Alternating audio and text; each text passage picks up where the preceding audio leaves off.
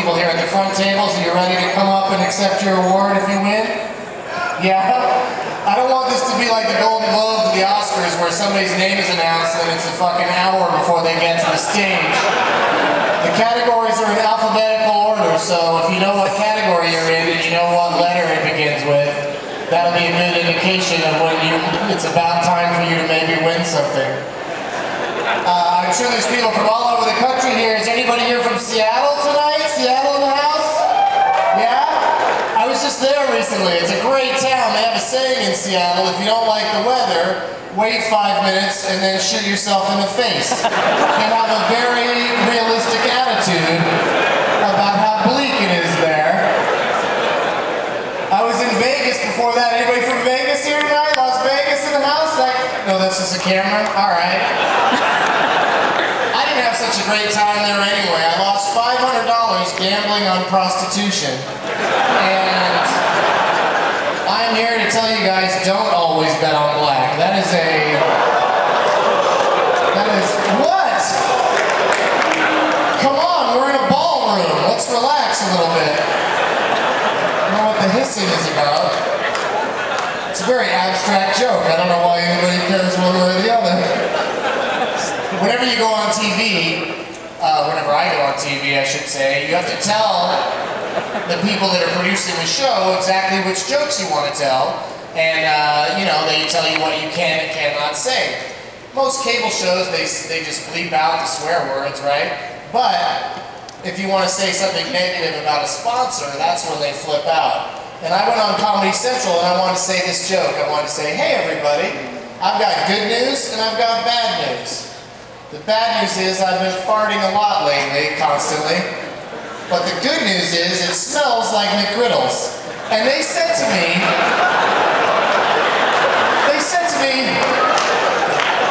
I've never done a fart joke in front of 1,300 people before. I gotta tell you, it felt not so great.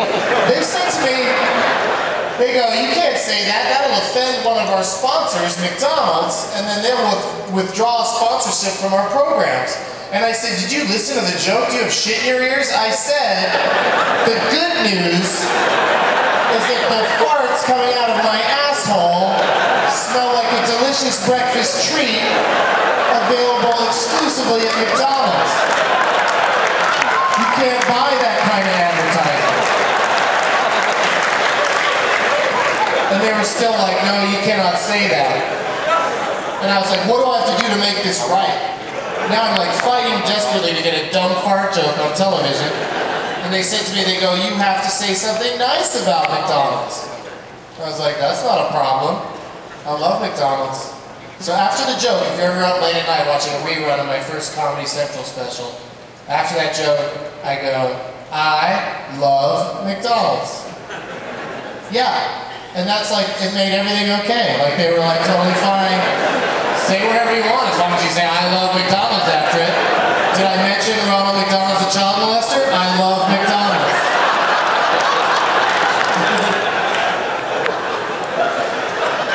And it wasn't like I was going against my personal beliefs saying I love McDonald's, because I do love McDonald's. Ba-da-ba-ba-ba. I'm loving it. I did that. I was in Philadelphia, Pennsylvania, and I was about to go on stage. For reals? I was about to go on stage. And I go, you know, what kind of crowd do we have tonight? And the manager of the club goes, there's 70 handicapped individuals, mentally handicapped individuals, in the middle of the showroom. And I was like, fantastic, let me at that. That is going to be terrific. And I get out there, we're having fun, laughter is happening. Not necessarily at the punchlines, they don't really care about setup, punchline, all that stuff. They laugh when they feel like it. And not necessarily together, they get their laughs individually. But the one thing they could all agree on was when I went ba-da-ba-ba-ba, all 70 mentally handicapped individuals, in absolute perfect unison, went, McDonald's is building an army of mentally handicapped people who are hypnotized by their ways. I'm just saying, Burger King, look out. That's all I'm saying. Your monarchy is in jeopardy. Oh, Lord. Did you guys see my movie, Super High Me? Did anybody see that? Thank you very much. Guy up front loved it a lot. Others don't know what the hell it is. It premiered at here at South by 2 years ago, and it's like Super Size Me, but with pot instead of McDonald's. Yeah, and I proved through science and filmmaking that marijuana is not as bad for you as McDonald's. Yeah.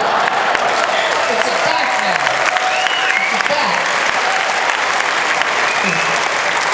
Unless you smoke a lot of pot and you live near a McDonald's, then all bets are off. If you're a heavy user and there's a McDonald's right across the street, you're gonna die.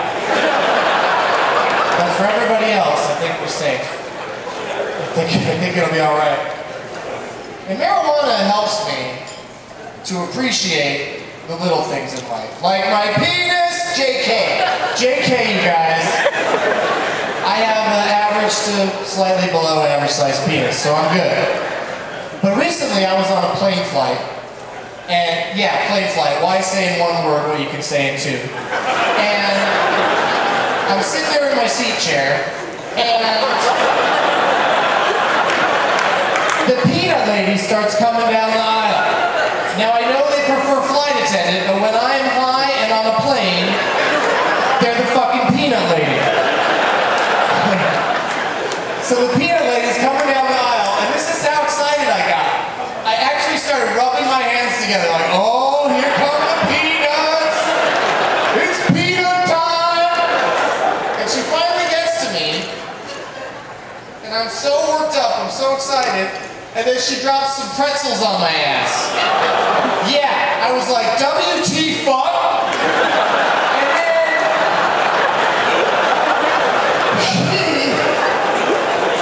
she explained to me, is it too early to say the F word? She said to me, she goes, there's a passenger on this flight who has a peanut allergy, so everyone has to eat pretzels. And I was like, point that person out to me. I want to know who that person is. And she said, I cannot do that. And I said, why can you not do that? And she said it's because of passenger peanut lady confidentiality. And I was like, that can't be true. You don't like being called peanut lady. And she goes, are you high? And I go, yeah. And then she goes, in that case, I'm the peanut lady. And she wouldn't tell me, and I had to peanut profile everyone on that flight until I figured out who it was, and then I murdered his life. That story needs a better ending. Also, did you see that? I went to casually put my elbow on the podium and came up short. Have you ever,